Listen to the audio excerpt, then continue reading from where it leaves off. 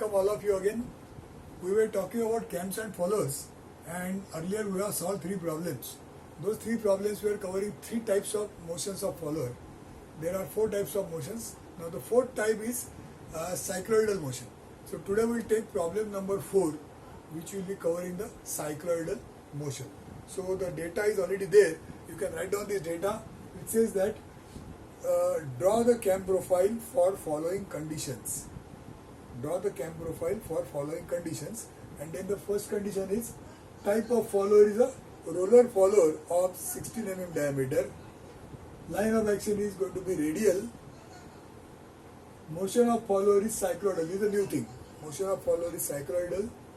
Stroke of the follower is 60 mm. Base circle diameter 100 mm. Cam angle details. Rise, first 180 degrees is a rise, next 60 degrees is a dwell, and the last 120 degrees is going to be the return. So that is the nature of the cam angle. So with this information we are going to draw the cam profile making use of cycloidal motion of the follower. So jot this down and then we will see how this is done. We have seen last time that for drawing such kind of cam profile, we need the data of a displacement versus time curve for the cam. That means how the follower is moving with respect to time, what is the type of motion. So based on the type of motion, which is cycloidal in this case, we are going to draw first the displacement versus time diagram or displacement versus angle diagram for the follower, and that is going to give us the different displacements that exist for different angles. That means the S1, S2, S3, they are the displacements for different angles. So those displacements we pick up from the graph, and those displacements are then marked in the cam profile at a suitable angle, at a suitable position. That is what we have seen in the earlier examples. Same thing we are going to do. The only thing is how is going to be the nature of the cycloidal curve, or rather the cycloidal curve, the displacement versus time curve, which has got a cycloidal form, how that is to be drawn. That is the only important thing here, a new important thing here. So let us see that. Jot this down.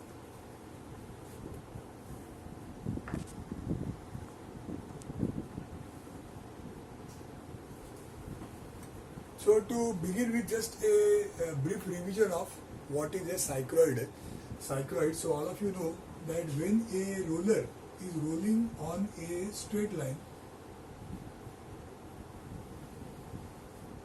so this is a roller. Now this roller is going to roll on a straight line, and the contact point of the roller with the ground is P.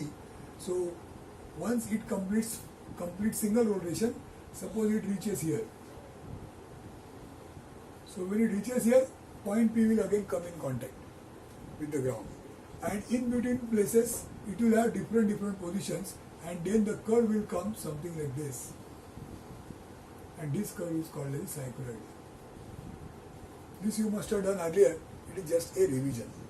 Now in our case, what is going to happen is the follower motion is going to follow a cycloidal kind of a curve. So we are going to make use of this principle for drawing the displacement versus time diagram, and for that what we are now going to take from this is the distance from here to here. This distance is going to be 2 pi r, where r is the radius of the circle, which all of you know is the circumference. Since it is taking one round, that means the entire circumference comes in contact. Therefore this distance is 2 pi r.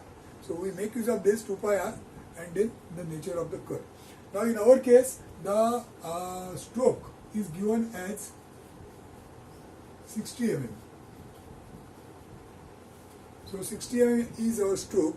So for our case, the follower is going to move up by distance equal to 60 mm, and during that time it is going to follow the cycloidal curve. So this 60 mm we are going to equate with 2 pi r. Therefore r is equal to 60 upon 2 pi. So this is going to be the radius of a circle, which is used for the purpose of construction. So for constructing a cycloidal curve, we require a circle whose radius is going to be this much, which you can calculate whatever is the value which comes. So with a circle of that radius you have to draw, and that circle we are asking it to roll on y-axis, so that it is going to give us some such kind of a curve. So that is how we are going to process this particular case. Now just make use of, note this particular size, how much it comes, and then we will go to the drawing of the cycloidal curve. So note this first and then we will do the next part.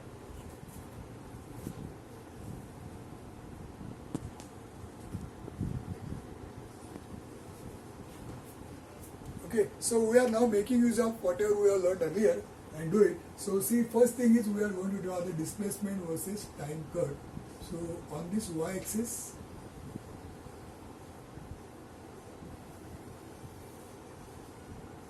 here there is displacement, this is time or angle, and let's say this is our first theta rise, that is 180 degrees. This is theta rise, this is 0, 0. I'll mark this 0, 0 later on. Now what we do is, we are going to draw a circle. What circle we have seen earlier, r is equal to 60 upon 2 pi. So we draw one circle at this place with this as a center. So that I will do now. So a circle is drawn here, and then from here to here we are marking 60 mm. So this is a mark of 60 mm. So the circle which is rolling, which we have seen last time, same principle we are using, but we are making some modification, keeping the principle same. So the position of the circle is shown here. After it rolls, the center of the circle is going to go here. That is the meaning. And that is why it is traveling 60 mm, and the radius of the circle, this radius r, is going to be 60 upon 2 pi. Now having done this, now let us divide this circle into some number of equal parts, and in the same number of parts we are going to divide this also. So let's say we divide this into, say, 6 parts. So 6, 3, 1, 2, 4 and 5. This is of course 180 degrees, and this much is theta rise.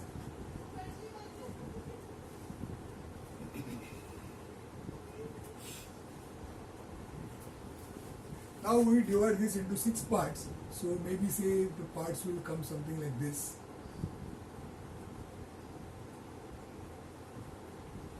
So this is, let's say, 1, 2, 3, 4, 5 and 6.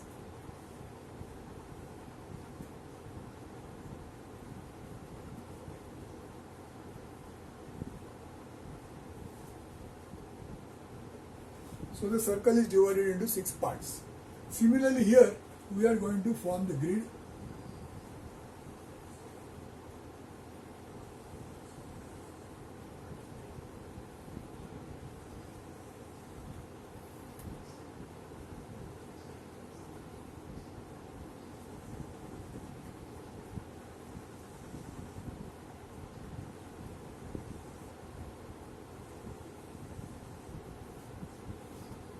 Like this.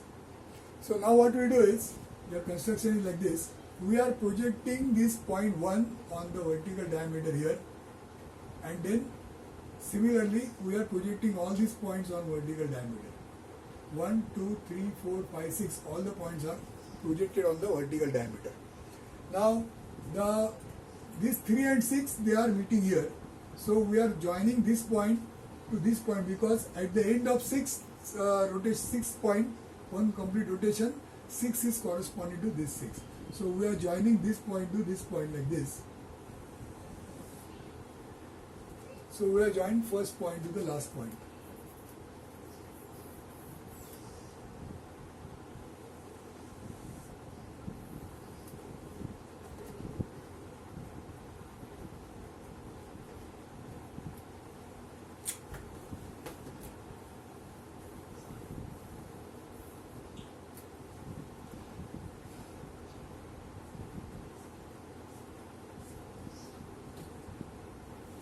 So now wherever this point 3 intersects with 3, that is first point, 6 with 6, that is one more point.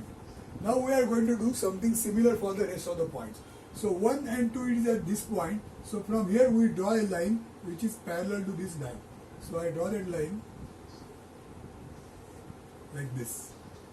So this line is drawn parallel to the line passing from 3 and 6. Now this line, wherever it touches 1 and wherever it touches 2, we are going to get points like that. And these are the points which are nothing but they are giving us the displacements.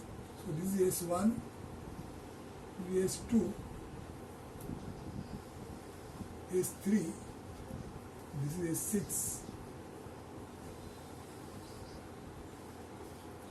So on the same lines, 4 and 5 is here. So from here we draw parallel line like this. So wherever it meets,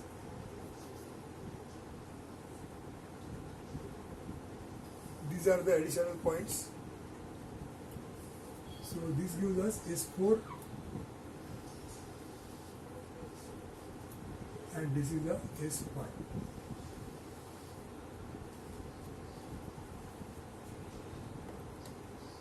So we got all the necessary 6 points corresponding to 6 divisions of the theta rise. And what we have done is, I'll just repeat what we have done. First we have found out that the stroke 60 is to be covered in one round of the roller which is rolling. So that roller will have a radius given by, since 60 is supposed to be 2 pi r, so r is 60 upon 2 pi. So then we have drawn a circle of radius that much with center at this 0 point. So this is a reference circle for the purpose of constructing the curve. Remember, this is not the roller what we are talking about as a follower. The follower roller is different. This is for the purpose of construction. We have made one circle, we have drawn one circle of that size r. Then on the y-axis we have taken the displacement which is equal to stroke, which is given as 60 mm. On the x-axis we have taken the theta rise 180 degrees. Now this length can be any length. This has to be the actual 1:1 scale.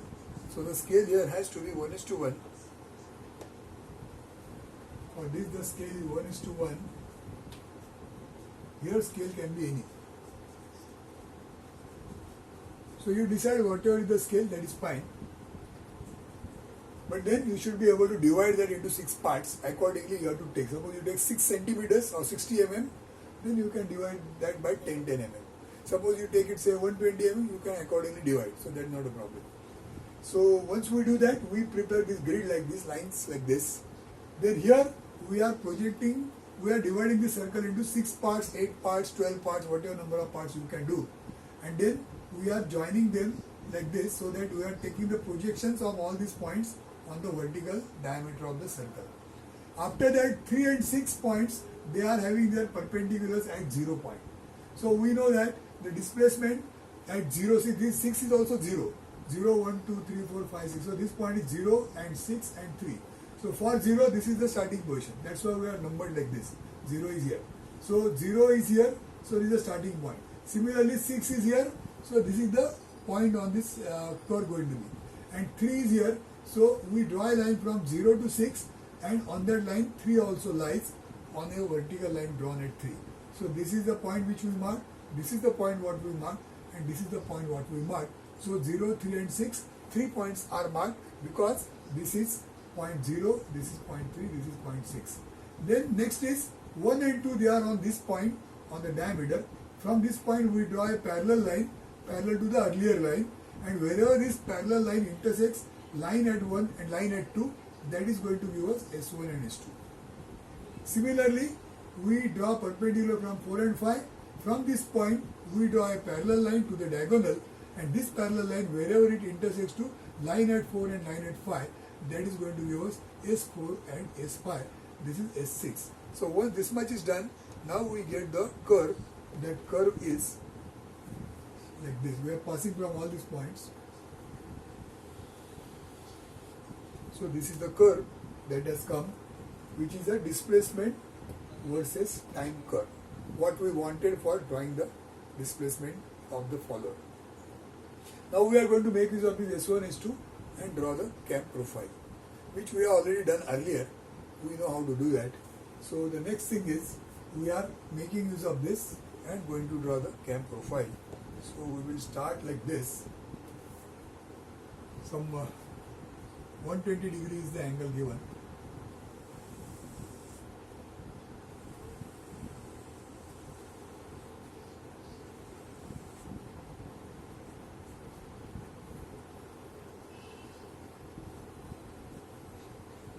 So here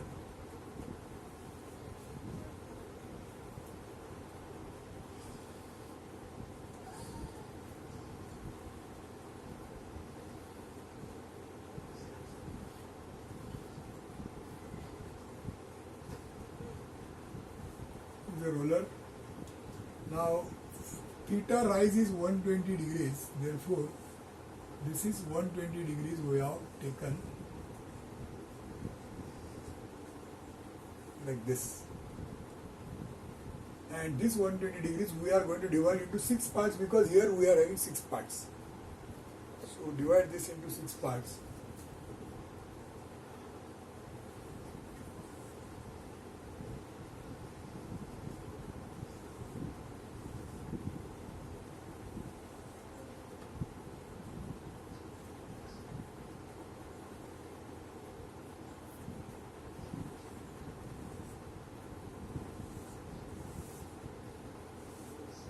So this is 0, 1, 2, 3, 4, 5 and 6. Now next thing is, in fact we have done this before, earlier also we have done this. In case of maybe I think simple harmonic motion, there was a roller follower.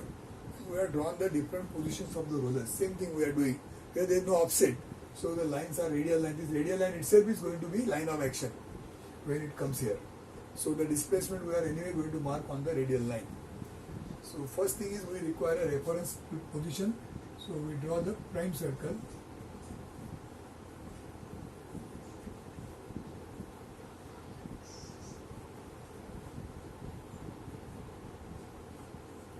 So the prime circle drawn.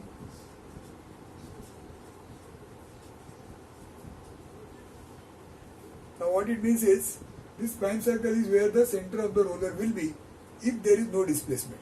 So when line 1 comes here, of course the direction of rotation is this way. When line 1 comes here, that time suppose there is not going to be any displacement, that means S1 is 0, then the center of the roller will be here. But now there is a displacement S1. So this S1 we are going to take from this point upwards of this much length. So it is going to be S1. Now with S1, once you get S1, with this S1 as the center, the center is going to move from here to here when this line comes here. In between also it is moving, but then we are taking the position here.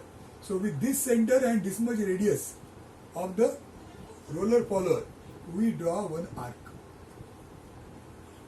Same arc. In fact, we have to draw the full roller, but the lower part is important, so we draw only this much. So this is now going to be continued. So from here we measure S2, and this is our S2. And once you get S2, from this center we are going to draw the roller. This same roller we are drawing here. Then S3 take from here. This much is going to be S3, and then the roller will be drawn. See, this part is important because the curve is going to come like this. Therefore, this part is important. Now I am drawing freehand, so probably the shape may not be proper. Just make some change. Could be here.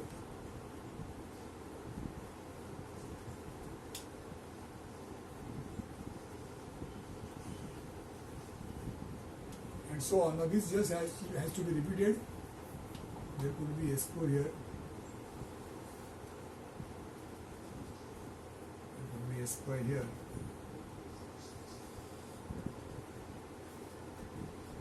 When you draw, you will have a proper length.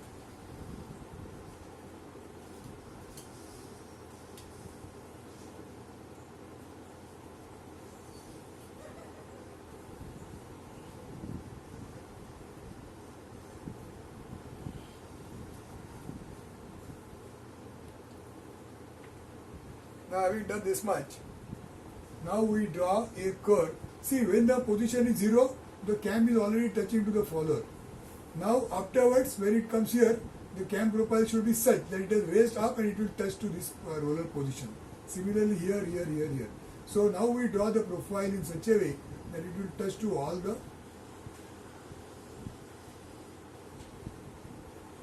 positions of the rollers which we have drawn.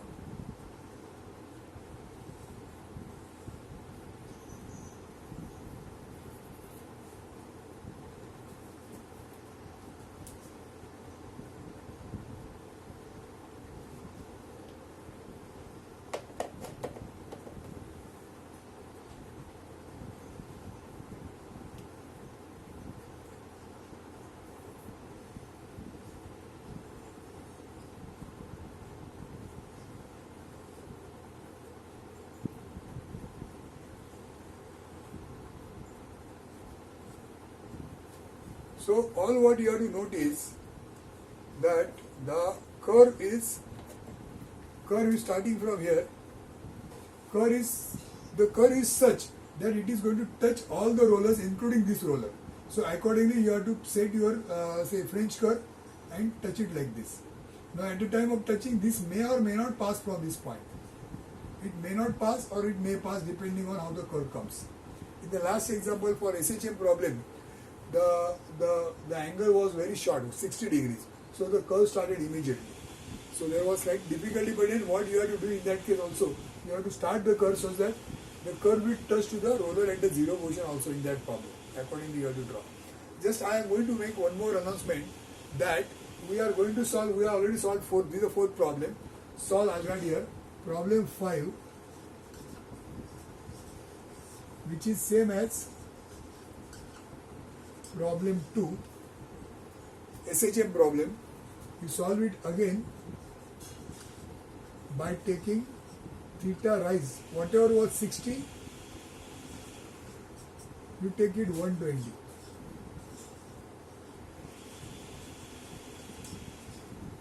So I am increasing the values of 60, 60 to 120, 120. So you solve this fifth problem, same as problem number 2 data, but the theta rise and theta return, which was 60, 60, you make it 120, 120. So that you will get some more idea how this is drawn. We are drawing it here also. So you will have good practice. So once you do that, this is the rise part. Then the next I think is a dual, 60 degree dual, and then the return. So next 60 degree will be arc of a circle.